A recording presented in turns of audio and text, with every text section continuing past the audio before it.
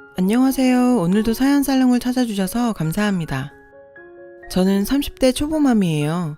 사람 팔자 시간 문제라고 하더니 그게 제 얘기가 될 줄은 몰랐어요.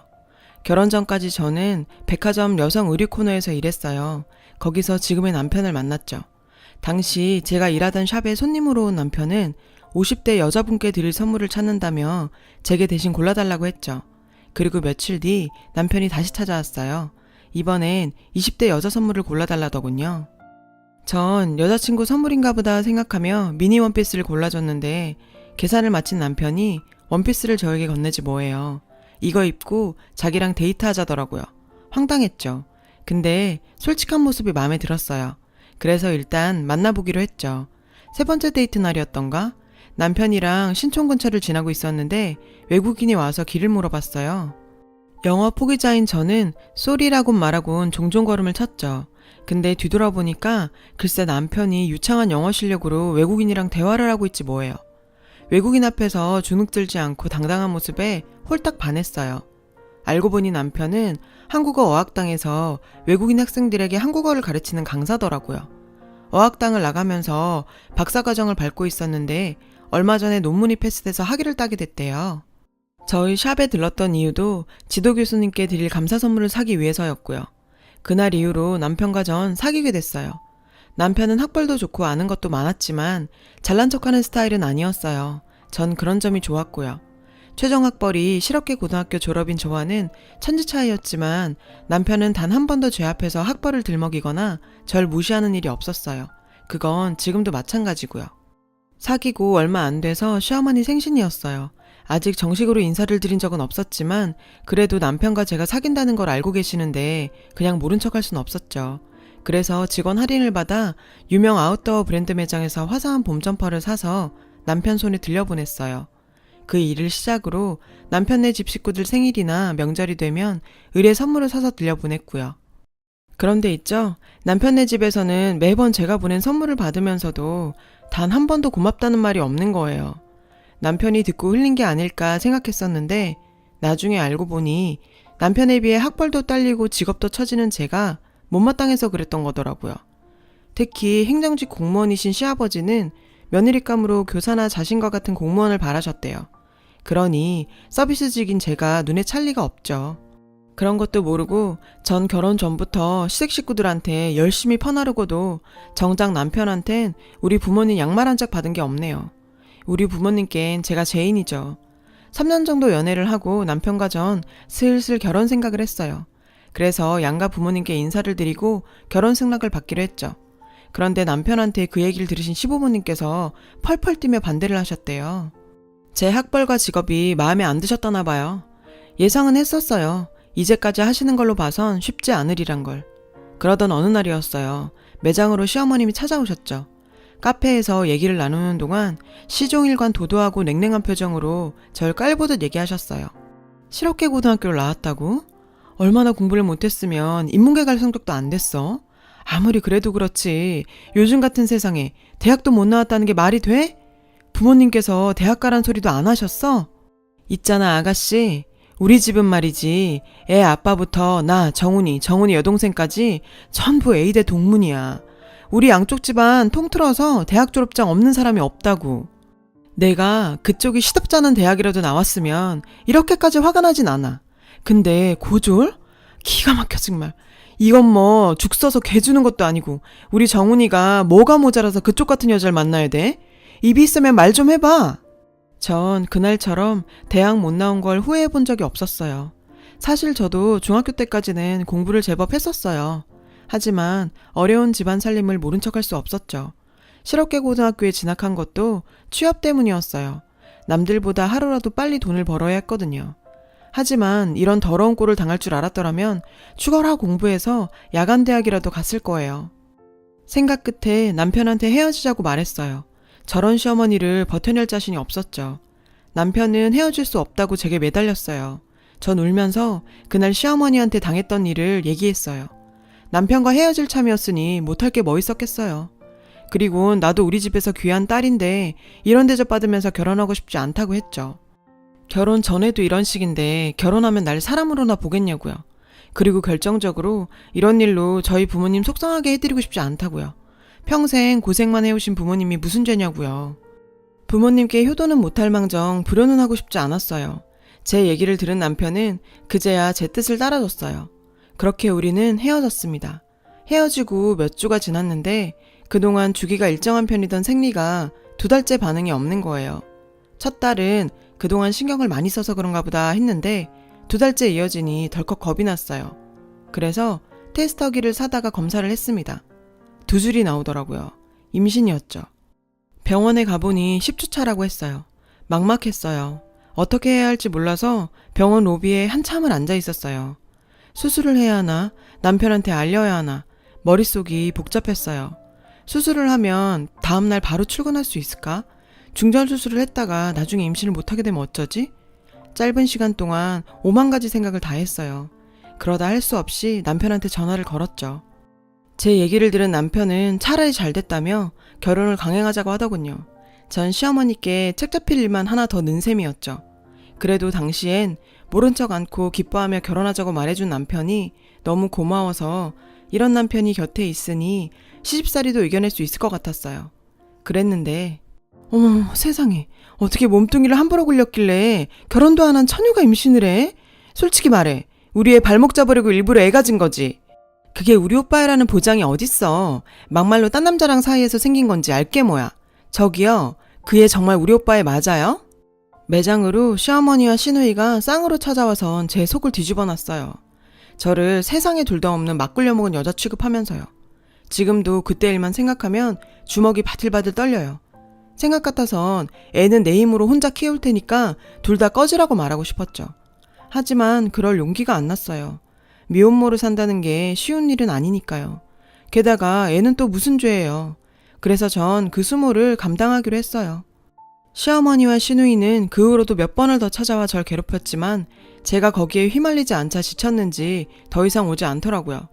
결국 양과 부모님들은 부랴부랴 상견례 자리를 마련했고 말도 많고 탈도 많았지만 결국 우리는 결혼할 수 있었죠. 그런데 문제가 생겼어요. 남편은 신혼집 마련에 부모님께 도움을 좀 받으려 했던 모양인데 잘 안 됐나 봐요. 자기야, 사실은 내가 모아둔 돈이 얼마 안 돼서 우리 집에 들어가 살아야 할 것 같아. 미안하지만 몇 년만 참아주라. 응? 하긴 어학당 강사 생활에서 번 돈은 석사에 박사까지 버는 족족 꼬라박았을 텐데 돈이 어딨겠어요. 저라도 돈이 있으면 모를까. 할 수 없이 전세 보증금이라도 모을 때까지 시집살이를 하기로 했죠. 신혼여행에서 돌아와 시집에 처음 발을 들이던 그날 저는 알았어요. 여긴 내가 있을 곳이 아니란 걸 말이죠. 절 눈에 가시로 생각하는 시어머니와 시누이 때문만은 아니에요. 결혼 전엔 그 2사람만 잘 피하면 될 줄 알았어요. 그런데 막상 결혼해보니 복병은 따로 있었어요. 시아버지였죠. 3급 행정직 공무원이신 시아버지는 보수적이고 권위적이신 분이었어요.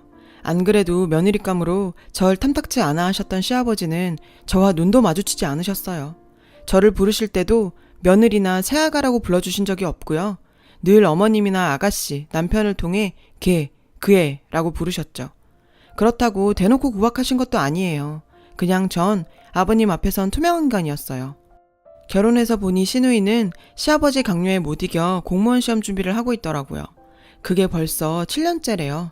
아가씨는 딱 봐도 놀기 좋아하는 날라리 스타일이지 공무원 타입은 절대 아닌데 아버지 등살에 팔자에 없는 공부를 하려니 될 리가 없죠.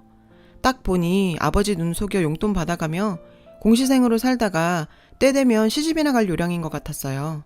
시어머니는 그런 딸의 속셈을 알면서도 눈 감아주는 것 같았고요. 전 임신 5개월을 넘어서자 부쩍 배가 나오기 시작했어요. 직장에 폐를 끼치는 것 같아 하는 수 없이 퇴사를 했어요. 일을 그만두자 시어머니는 기다렸다는 듯 절 도움이 부리듯 하셨어요.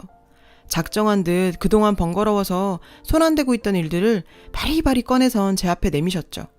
임산부가 너무 몸을 안 움직여도 애 낳을 때 힘들다나요? 임신 7개월이 넘어서자 부쩍 몸이 무겁고 빈혈이 심해졌어요. 그러던 어느 날이었어요. 시누이가 전단지 한 장을 내밀더라고요. 마트 전단지였어요. 여기 사람 구하는 거 알아요? 집에서도 가깝고 파트타임도 가능하대요. 빤빤히 놀지 말고 여기라도 나가봐요. 언니가 학벌이 있기래 기술이 있기래 이런 거라도 해야지. 글쎄 저더러 일을 나가라는 거예요. 배 나온 만삭 임산부한테요. 자긴 이날 이때까지 제 손으로 10원짜리 한 장 벌어본 적 없으면서요. 근데 시어머님은 한술 더 뜨더라고요. 그럼 집안일은? 얘 나가면 집안일은 누가 해? 그러지 말고 집에서 하는 일 찾아봐라. 요즘 재택근무도 많이들 하던데. 그날 이후로 시누이랑 시어머니는 절 볼 때마다 취직 타령을 해댔어요. 생각 같아선 당장이라도 일하러 나가고 싶은 심정이었죠. 근데 제가 하는 일은 직업 특성상 사이즈가 크면 직원 채용을 안 해주거든요. 55 사이즈가 마지노선인데 지금 제 사이즈는 77이라서 이 상태로는 받아주는 데가 없을 게 뻔했죠. 남편은 제가 이런 고민을 하는지도 모르고 이번 참에 일 그만두고 태교에 힘쓰라더군요. 호랑이 속을에 절 던져놓곤 속편한 소리를 하는데 하마터면 울음이 터질 뻔했어요. 그러던 어느 날이었어요. 남편은 어학당에서 학생들을 데리고 안동으로 답사를 간다며 아침 일찍 집을 나섰죠. 그날따라 몸이 무겁고 빈혈이 심했던 전 침대 위에서 한참을 내려오지 못했어요. 그때 시어머니께서 방으로 들어오시더니 저녁 때 아버님 손님 오실 거니까 음식 준비하기 시장 좀 봐오라시는 거예요. 전 오늘따라 몸이 무거워서 시장 보는 건 힘들 것 같다고 말씀드렸죠. 그랬더니 주방에서 그 소리를 들은 아가씨가 득달같이 달려와선 자기 엄마한테 말대꾸했다고 저한테 욕을 퍼붓지 뭐예요. 전 배를 감싸지고 애 들으니까 말씀 가려 하시라고 했어요. 그랬더니 가짜는 게 꼴에 임신했다고 엄마 노릇은 하려 든다고 제 이마를 툭툭 치는 거예요. 전 반사적으로 그 손을 뿌리쳤죠.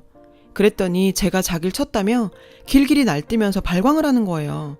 거기에 시어머니까지 합세해서 살다 이제 며느리 시집살이까지 하게 됐다고 신세 한탄까지 하시는데 안 그래도 상태가 안 좋았던 전 호흡곤란을 느끼면서 그대로 혼절했어요. 깨어나 보니 병원이더군요. 희미한 정신너머로 시어머니와 시누이의 대화가 들렸어요. 오빠한테 뭐라 그러지? 아 미친, 우리가 뭘 했다고 쓰러져. 세게 치지도 않았어. 손가락으로 톡 건드린 거지. 시끄러, 남이 들을라. 그나저나 저녁 때 네 아버지 손님들 오실 텐데 어쩌니? 일할 사람도 없고. 안 되겠다. 넌 여기 있어. 난 가서 도움이라도 불러서 음식 준비 좀 해야겠다. 싫어. 오빠하고 놀 텐데 나보고 독박 쓰라고? 몰라. 나도 갈래. 기가 차더군요. 사람이, 그것도 만삭 며느리가 혼절을 했는데 그 와중에도 자기들 살궁리만 하더라고요. 그때 결심했어요. 정말 이 집을 나가야겠다고 말이에요. 시어머니와 시누이는 제가 깨어난 걸 확인하곤 도망치듯 병원을 빠져나갔어요. 뒤늦게 병원에 도착한 남편은 의사 선생님한테 불려갔어요. 산모가 이 지경이 되도록 뭘 했냐고 하시며 하마터면 애가 잘못될 뻔했다고 그러시더래요. 일단은 영양 섭취를 하면서 심신안정을 취하는 게 최우선이라고요. 남편은 말없이 제 손을 꼭 잡아줬어요. 전 남편을 보자 참았던 서름이 폭발했죠. 그래서 지금까지 있었던 모든 일들 다 털어놨어요. 제 얘기를 들은 남편은 얼굴이 벌겋게 달아올랐어요. 당장이라도 달려가 시어머니와 시누이한테 한바탕 할기세였죠. 전 말렸어요. 남편이 그렇게 화가 난 모습은 처음이라 겁이 나기도 했고 지금 보냈다간 뭔 일을 저질 것 같았거든요. 그날 이후 남편과 전 분가를 했어요. 가진 돈이 얼마 안 돼서 반지하 단칸방 살이를 시작하게 됐지만 마음만큼은 편했어요. 그리고 얼마 뒤 딸아이가 태어났죠. 하지만 남편도 저도 시집에는 연락을 하지 않았어요. 아이가 태어나고 아무래도 남편 혼자 버리로는 생활이 힘들어서 전 일을 찾아 나섰어요. 다행히도 아이는 친정엄마가 봐주신다고 했죠. 근데 자리가 없더라고요. 그러던 중에 전에 같이 일을 했던 언니를 통해 글로벌셀러에 대한 이야기를 들었어요. 우리나라 사람들이 해외 직구를 하는 것처럼 외국에서도 우리나라 물건을 직구로 구매하는데 수요가 많아서 잘만 하면 꽤 목돈을 벌 수 있다더라고요. 힘들게 뛰어다닐 필요도 없고 집안에서 할 수 있는 일이라서 자기도 애 키우면서 하고 있다고요. 솔깃했어요. 아무래도 외국인들을 상대로 물건을 파는 거라서 문제라면 영어가 문제인데 그거야 남편한테 부탁하면 될 것도 같고 그래서 한번 해보기로 했죠. 무식하면 용감하다고 제가 딱 그 짝이었어요. 일단 이베이랑 아마존에 회원가입을 해서 사람들은 뭘 파는지 시장조사부터 했어요. 자신이 쓰던 사소한 물건부터 어마어마한 가격의 물건까지 천차만별이더라고요. 그중 진짜 웃겼던 건 작동도 안 하는 고물 라디오를 팔겠다고 올린 경우인데요. 더 웃긴 건 근데도 그게 팔리더라고요. 남편이 그러는데 단종된 전자제품일 경우 부품 때문에 망가진 제품도 팔린다고 하더라고요. 그래서 전 일단 저한테 많지만 필요 없는 물건들을 팔기로 결정했어요. 출산을 하고 지인들한테 받은 선물 중에 같은 제품이 여러 개 들어와 처치곤란인 제품과 아직 내 아이가 쓰기엔 너무 큰 제품들 순으로 골라봤어요. 그리고 남편 도움을 받아서 제품 등록을 하고 입질이 오기를 기다렸죠. 첫 달은 7개 올린 것 중에 4개가 팔렸어요. 하나 둘 팔려나가니 재미도 있고 얼마 안 되지만 수익금을 받고 보니 욕심도 나더라고요. 몇 개씩 팔리다 보니 사이트 측에서 게시할 수 있는 수량도 늘려주더라고요. 그래서 가지고 있는 제품들 외에 사입을 하기 시작했어요. 배송료를 생각해서 제품은 가급적 500g 이내의 가벼운 것들로 골랐고요. 제가 생활하면서 정말 필요하다고 생각했던 것들을 위주로 골랐어요. 그렇게 골라보니 주로 육아에 관한 것들이 많더라고요. 해외에서 포대기가 유행이란 얘기를 듣긴 했는데 정말 잘 나가더라고요. 엄마 가방, 아기띠, 덮버선도 잘 나갔고요. 리스트 품목이 늘자 주문 속도도 빨라지고 그럴수록 뭐가 부족한지도 보이더라고요. 아무래도 우리나라 사람들이 아니라서 생소한 제품에 대해 거부감이 있을 것 같아서 제품 설명을 좀 더 구체적으로 해야 할 것 같았어요. 사진 자료와 상세 설명을 더 덧붙였더니 매출이 껑충 뛰어올랐어요. 그렇게 저는 조금씩 글로벌셀러로 자리를 잡아갔어요. 일을 하다 보니 영어도 금세 늘더라고요. 기본적인 비즈니스 소통은 가능하게 됐죠. 매출도 순조롭게 늘어가다 보니 욕심이 났어요. 그래서 아이를 친정엄마한테 맡기고 본격적으로 이쪽 일에 뛰어들었죠. 3년 뒤 집도 사고 차도 바꾸고 돈 버는 재미에 빠져 시간 가는 줄 모르던 어느 날 시댁 소식을 듣게 됐어요. 시아버님이 공무원을 그만두시고 친구분 사업에 투자를 하셨다는 소식과 시누이가 클럽에서 만난 남자와 원나잇을 했다가 덜컥 임신을 해버려서 결혼을 하게 됐다는 소식이었죠. 남편은 그 사람들 사는데 관심 없다며 결혼식에도 안 가겠다고 하더라고요. 근데 전 꼭 가보고 싶었어요. 받은 만큼, 아니 이자 쳐서 되갚아주고 싶었거든요. 그래서 큰맘 먹고 산 명품 투피스를 입고 샵에서 메이크업까지 받고는 식장으로 향했죠. 시집 식구들은 벤츠를 끌고 식장에 도착한 절 보고는 기가 차다는 듯 혀를 찼어요. 애가 정신 있는 애야 없는 애야? 남의 자식 꼬드겨 나가 살더니 이제 혓바람까지 들었니? 꼴에 샤넬에 벤츠까지 하다 이제 남의 차까지 빌려 타고 다니니? 빌려 타긴요. 제가 차를 왜 빌려 타요? 어머님은 남들한테 옷이랑 차도 빌려 쓰고 다니시나 봐요. 궁상맞게스리. 어머님, 저 이 정도는 벌어요. 저희요, 제가 번 돈으로 집도 사고 차도 사고 떵떵거리며 잘 살아요. 니깎게 뭘 해서 돈을 벌어? 글로벌셀러라고 들어보셨어요? 한마디로 외국인한테 인터넷으로 물건 파는 일이에요. 그게 재미가 쏠쏠하더라고요. 돈 좀 벌었다는 말에 시집 식구들은 눈이 동그래졌어요. 그 집에서 인간 취급도 못 받던 며느리가 벤츠 끌고 샤넬 걸치고 다닐 정도로 돈을 벌었다니까 놀랐겠죠. 게다가 지금 시집 형편이 말이 아니거든요. 시아버진 공무원 그만두고 퇴직금까지 다 털어서 지인 사업체에 투자했는데 알고 보니 글쎄 그게 다단계였다지 뭐예요. 수익은커녕 일당이 이미 돈을 해외로 빼돌려서 10원 한 잔 못 건지고 탈탈 털렸다고 하더라고요. 거기다 시어머니랑 시누이가 집을 담보로 빌린 돈으로 카페를 차렸다가 홀라당 말아먹고 사채까지 끌어 쓰다가 결국 집도 절도 없는 신세가 됐다나 봐요. 그나마 아가씨는 애를 빌미로 빚잔치 중인 친정을 떠나 결혼을 하게 된 거고요. 예 아가, 너 형편이 나아졌다니 다행이구나. 그래, 지금 사는 곳은 어디니? 놀랐어요. 아버님이 처음으로 절 아가라고 불러주셨거든요. 근데 하나도 기쁘지 않았어요. 그 속이 훤히 보였으니까요. 적어도 저한테 궁금한 게 있다면 그건 어디 사는지가 아닌 출산은 잘 했는지, 아이는 딸인지 아들인지 그거여야 하는 거 아닌가요? 한남동에 살고 있어요. 56평 아파트에서요.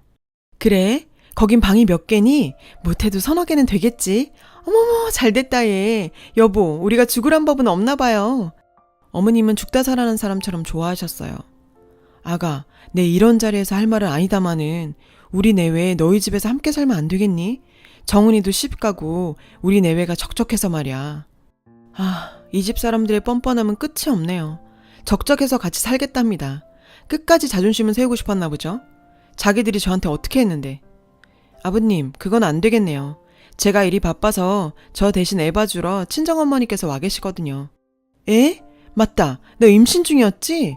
애라면 내가 보면 되잖니. 그래, 아들이니 딸이니? 일찍도 물어보시네요. 딸이에요. 근데요, 전 어머님께 제 딸 못 맡겨요. 어머님이 딸을 어떻게 키웠는지 다 아는데 어떻게 제 딸을 맡겨요? 그럼 아가, 우리 내외에 들어갈 살집이라도 하나 구해주면 안 되겠니? 크지 않아도 된다. 두 사람 먹고 살 정도면 돼. 아버님, 그걸 왜 제가 해드려야 하죠? 아버님도 저희 살집 안 해주셨잖아요. 기브앤테이크 모르세요? 제가 아버님께 사람이긴 했어요?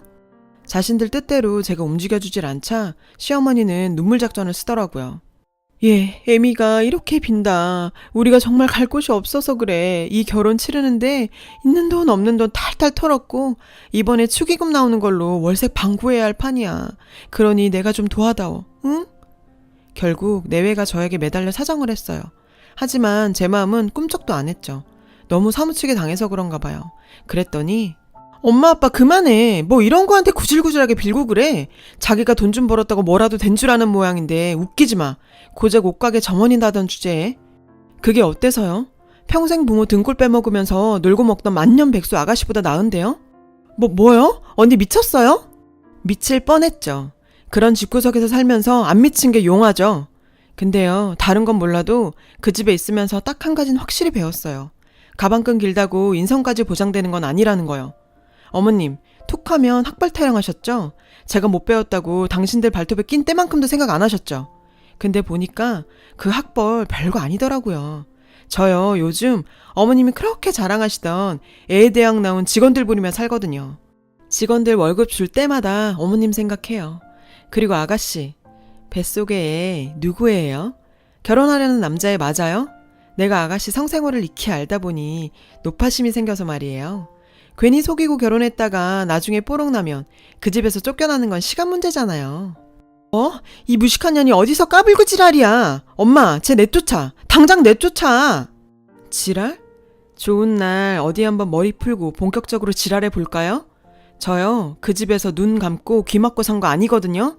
나 뚜껑 열리면 이 결혼 조용히 안 끝나요. 그리고 끝으로 경고하는데요. 앞으로 저한테 함부로 하지 마세요. 한 번만 더 저한테 예전처럼 다 했다간 아가씨 결혼 생활은커녕 평생 얼굴 못 들고 살게 해줄 테니까요. 제 말 못 믿겠으면 어디 한번 해보세요. 내가 빡 돌면 어떻게 되는지 잘 보게 되실 테니까. 아참, 기왕 왔으니까 밥은 먹고 갈게요. 누구처럼 공짜 좋아하고 그런 사람 아닌 거 아시죠? 이건 밥값이라고 생각하세요. 전 10만원짜리 수표를 시어머니 한복 가슴팍에 찔러주곤 신부 대기실을 나왔어요.